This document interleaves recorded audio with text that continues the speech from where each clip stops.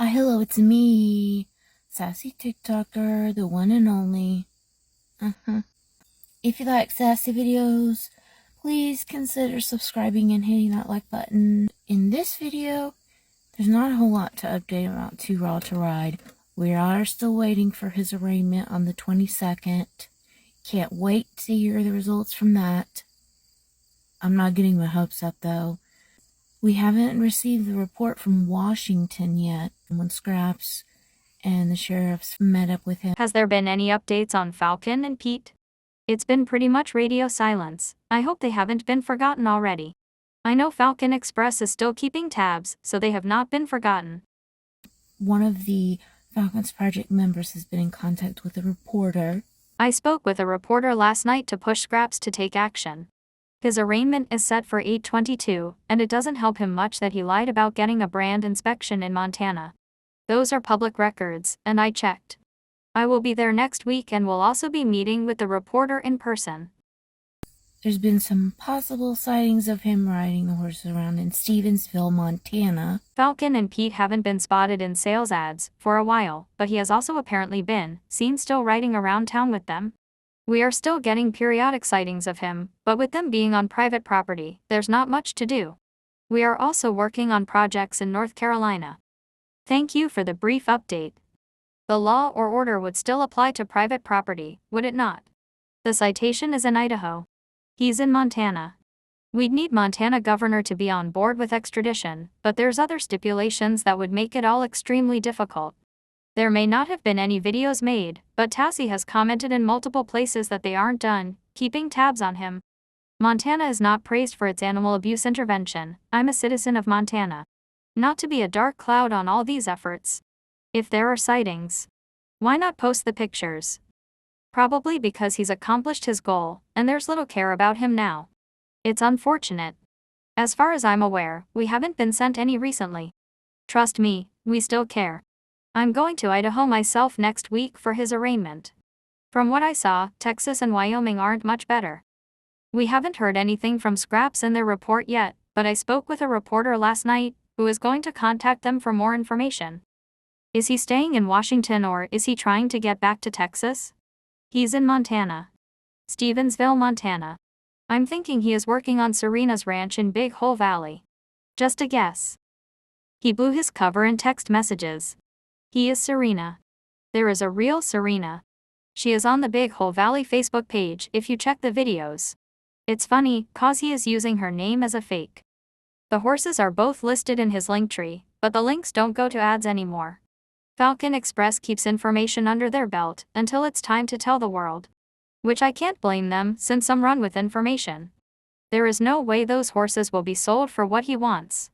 There is not a person that I know of that will pay that price without insurance, and no one will insure an unregistered horse for that amount.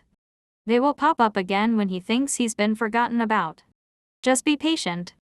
As far as we've seen, he still has the horses. They seem to be okay. We've been working on Kootenai and Spokane Animal Control to do more. His long ride is over. He's not doing that. He did post a couple things on Instagram recently, trying to prove that he had horse experience, I guess. These Instagram posts are just really weird to me, because this one's 2015 division champ with Robina. Still trying to dig through my old iCloud. Why is he trying to dig through his old iCloud to post stuff? Why not take pictures and videos of the horses and post those? Falcon and Pete, we'd like to see them. Please and thank you. Down memory lane, preseason 2014. Why do we care about 2014? We care about 2023 with Falcon and Pete.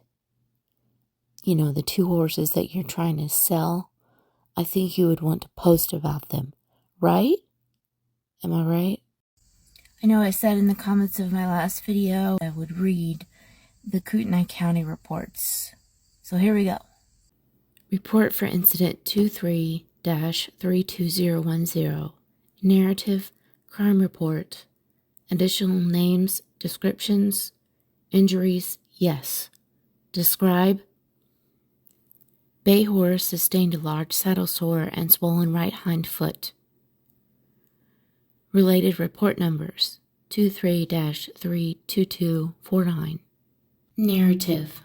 On 7/26/23 at approximately 1300 hours, ACO J, and I am not going to even try to pronounce his last name. I don't want to butcher it.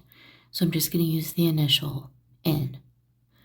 So ACO JN and I, ACO S Osborne, responded to the area of the old mission in Kootenai, Idaho after redacted stated she believed the horses belonged to redacted were being cruelly treated. She stated she had been following redacted Texas to Washington horseback riding trip, seen photos of his horses and seen the horses in person, felt they were far too thin, and had heard one horse was lame. She was requesting animal control check on the animals.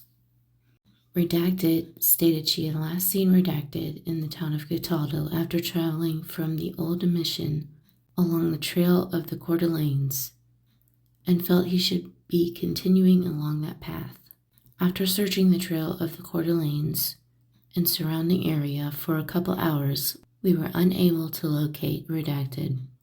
The following day, we were dispatched to another call requesting a welfare check on Redacted 2 horses by Redacted. At approximately 1339 hours, I responded to East Otter Creek Road, where it intersects with Forest Service Road number 3021, and found ACO JN had already arrived and begun interviewing Redacted. I observed 2 horses tied up to some trees just beyond Redacted campsite on the side of the road. One horse was a bay quarter horse gelding named Pete, and the other was a black and white paint Tennessee walking horse gelding named Falcon. Redacted had also provided digital copies of a valid negative equine infectious anemia laboratory test, Coggins test, report for each horse, and certificates of veterinary inspection, CVI, for each horse to ACON. However, both CVI were expired by over a month. Redacted was not able to provide proof of ownership for either horse or a bill of sale for Pete, whom he had acquired just prior to leaving on his trip.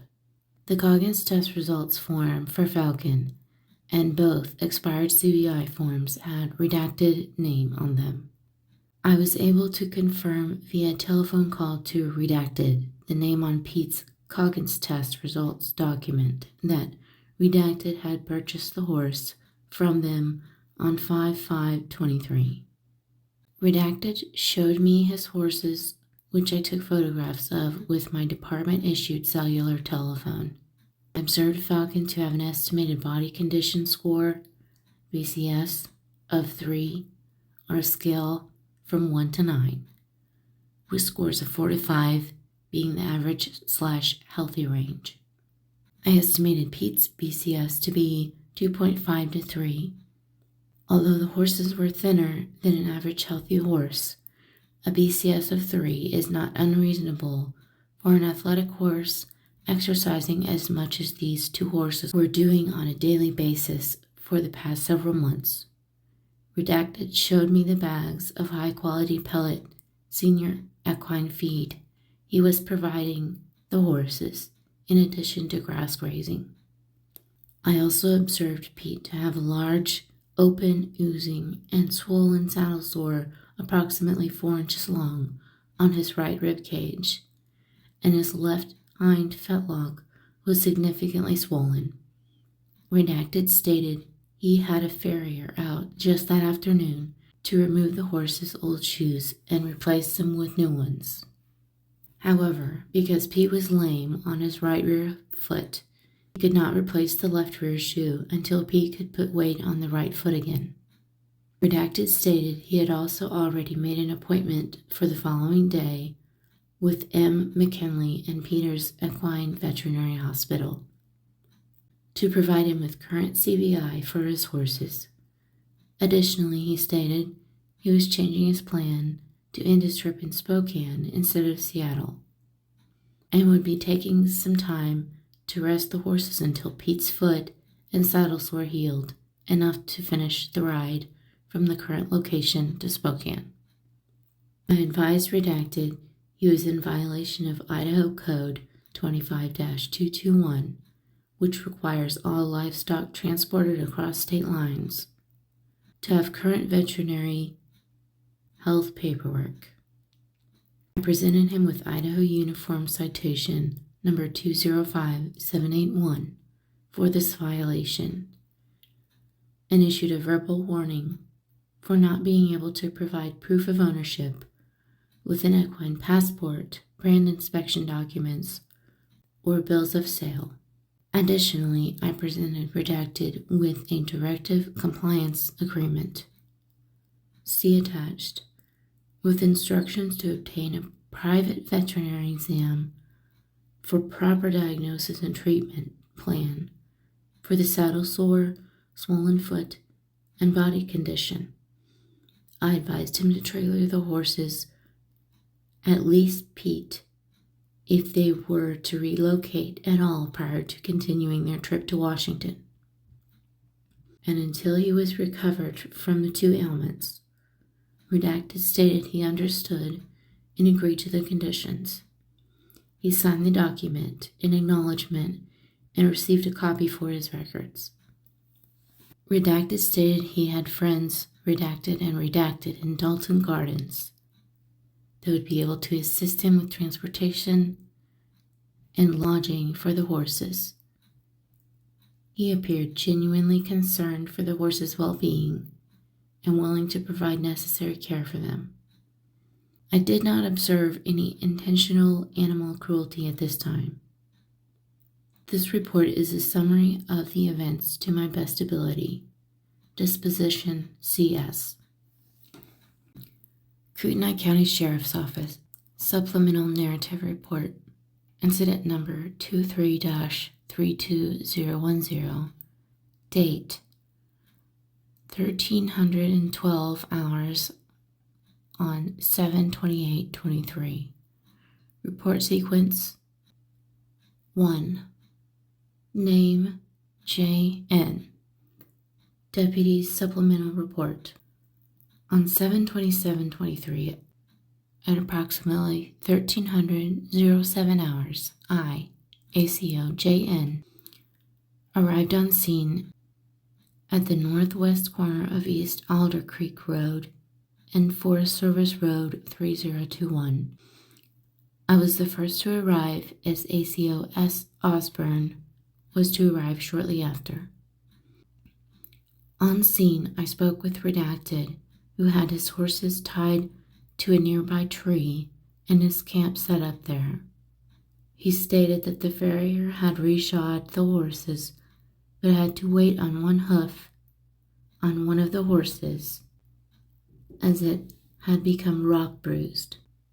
The horse with the rock bruises would need to heal before it could continue the journey. I collected negative Coggins tests for both horses, as well as health certifications. The health certifications were expired by over a month. I entered screenshots of these documents that Redacted provided into evidence.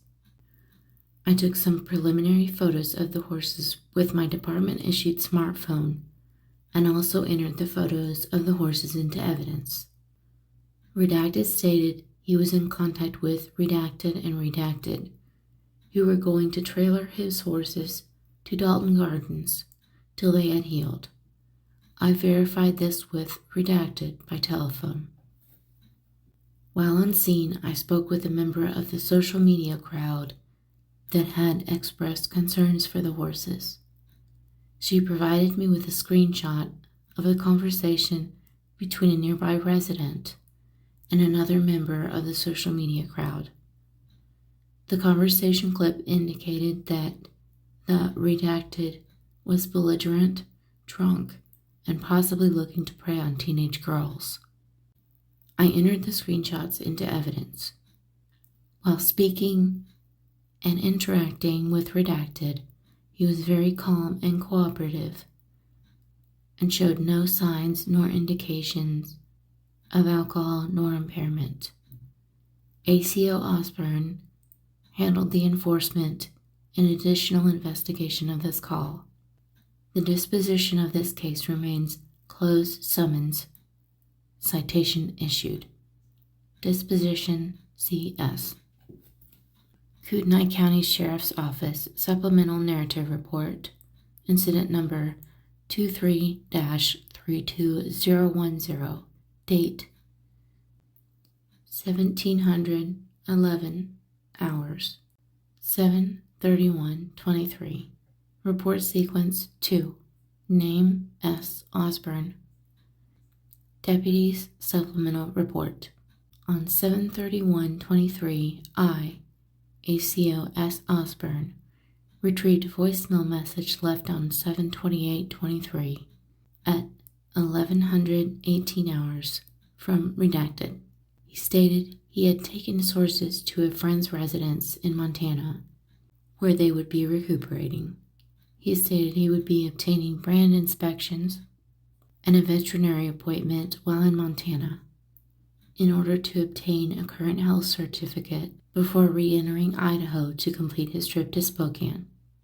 As Redacted is no longer in Kootenai County, the disposition of this case can be updated to closed at this time. Old disposition AC. New disposition CL.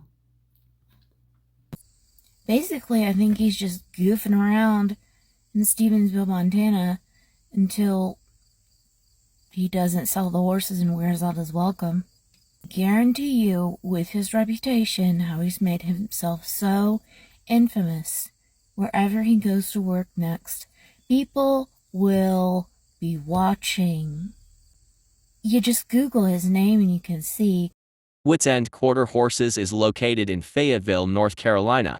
We offer a large variety of quarter horses, gaited horses, and ponies. We are sure we will have something for just about everyone. We strive to represent these horses as accurately as absolutely possible.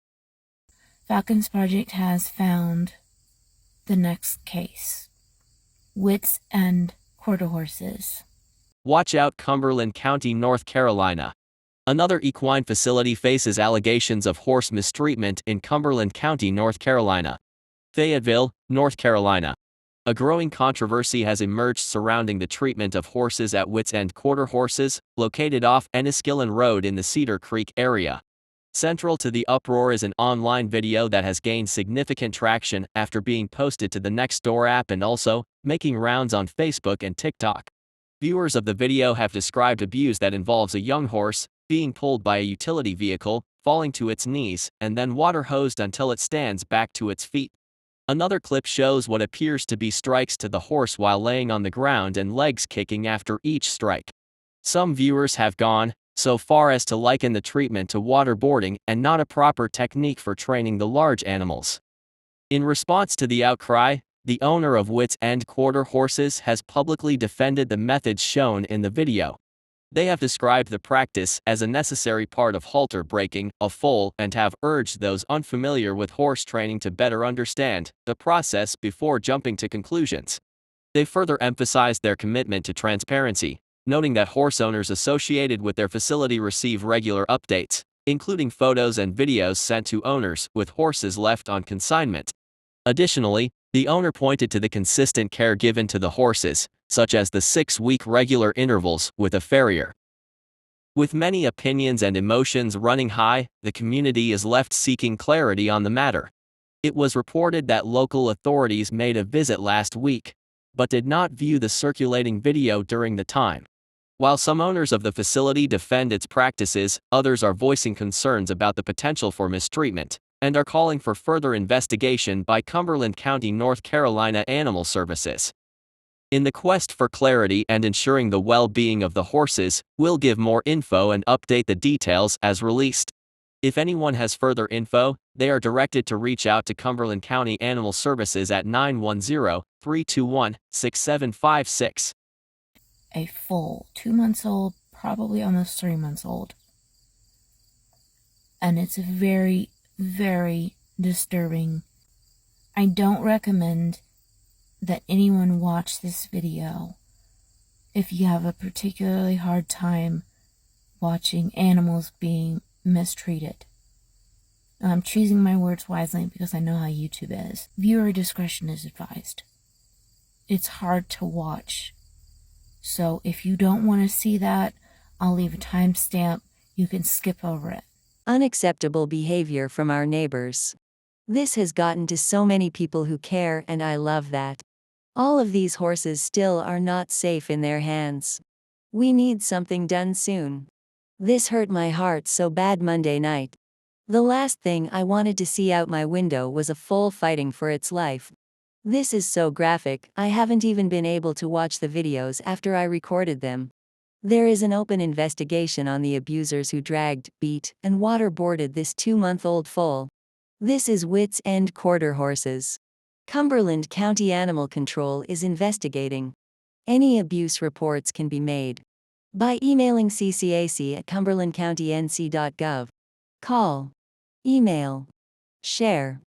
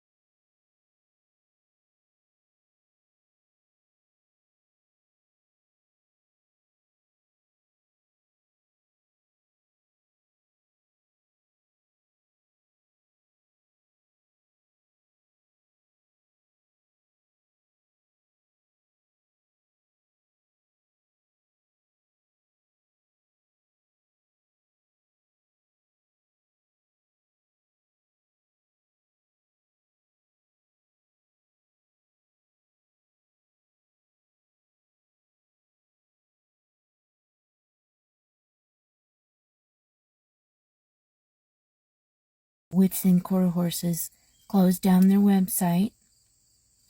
They shut down their Facebook, then changed the name of it. So they changed their name from Witts End to John Wayne. Please share. So I guess beating and waterboarding a foal and dragging it behind a gator on video is horsemanship. Guess we just have to make sure people are aware of your training method. Please direct any complaints to Cumberland County Animal Control via email. ccac@cumberlandcountync.gov. At our wits' end with Witts End Quarter Horses. With a large horse community, I share this. I find this disturbing where some may not. These people show, sell and have boarders for training from more than just North Carolina.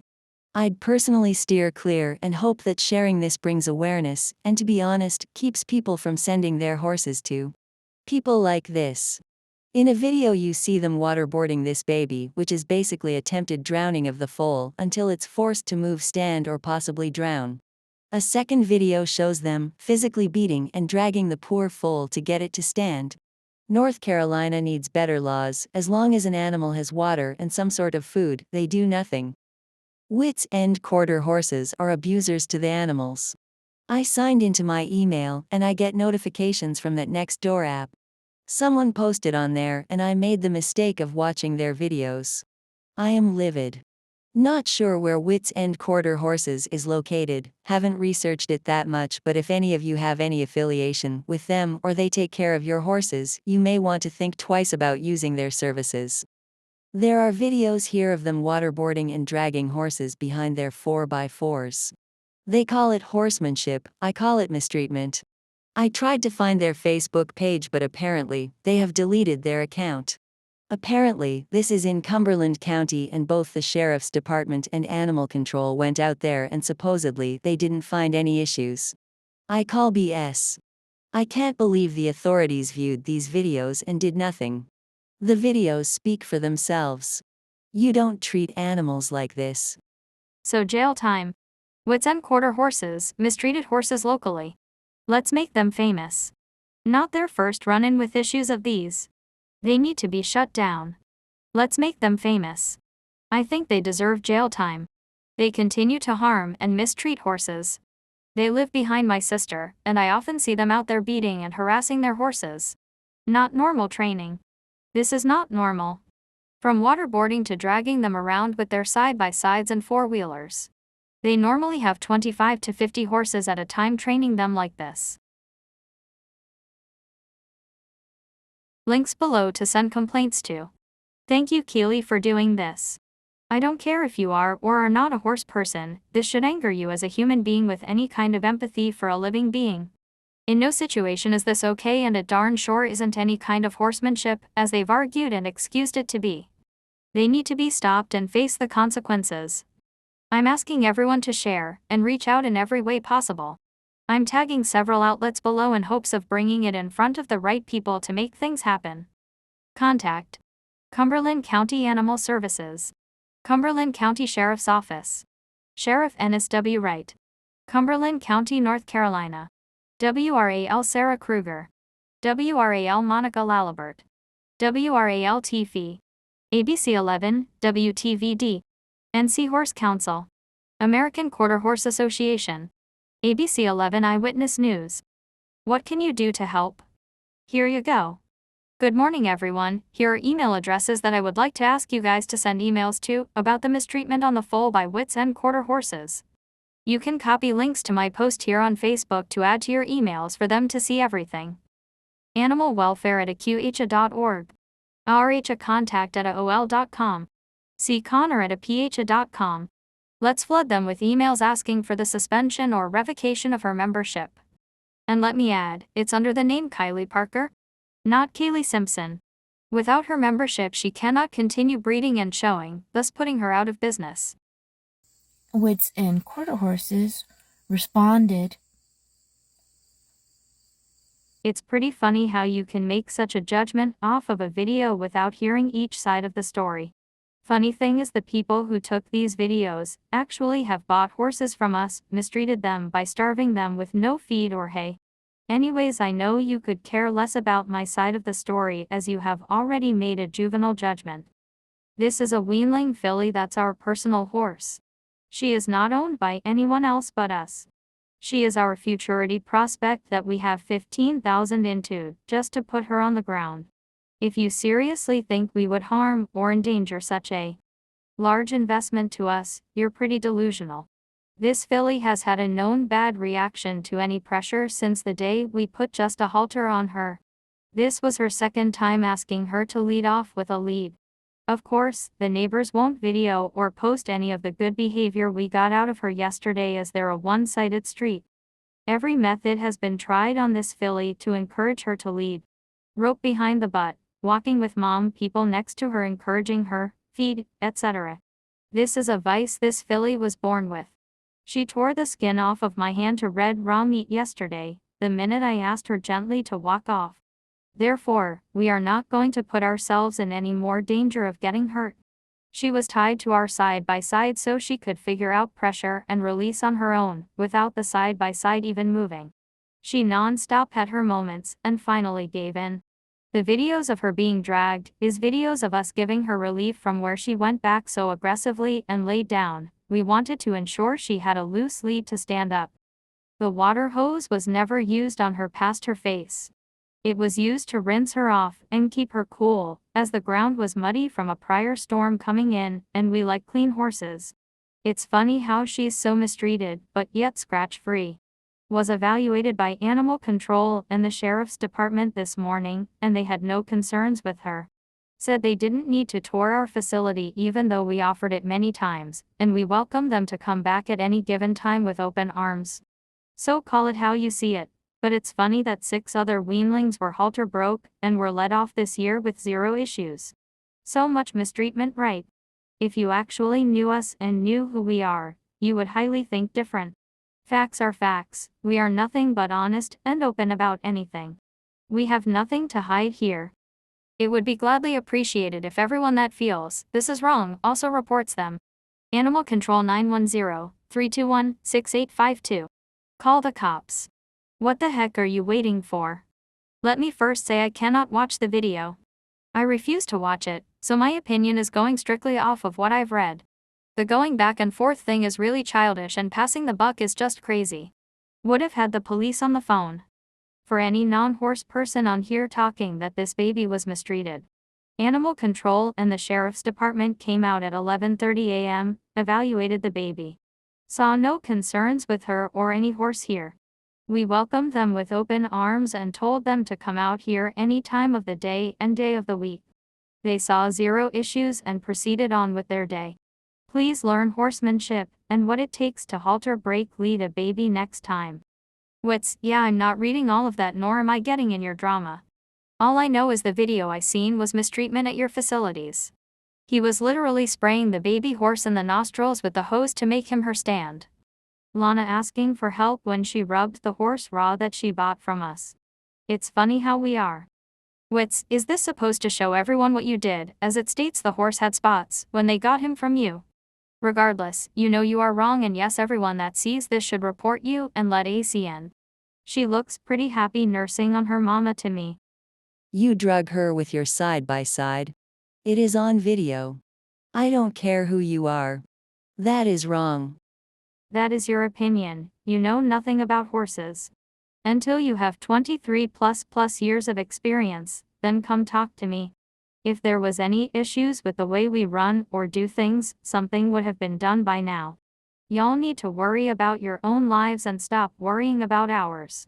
It's becoming a little obsessive and stalkerish at this point. At least I have clear camera footage of what really happened on the barn cameras. Not a video of a deck. Kids' toys. Unkept lawns. Witts. So stand behind your message and put your better camera footage of the incident that morning. Anyone who defends this type of training needs to reevaluate their thinking. Or they are also one to mistreat animals. Or they're psychos. And sadistic and they like watching stuff like that. There's people out there like that. There really are. Ugh. Think about it this way.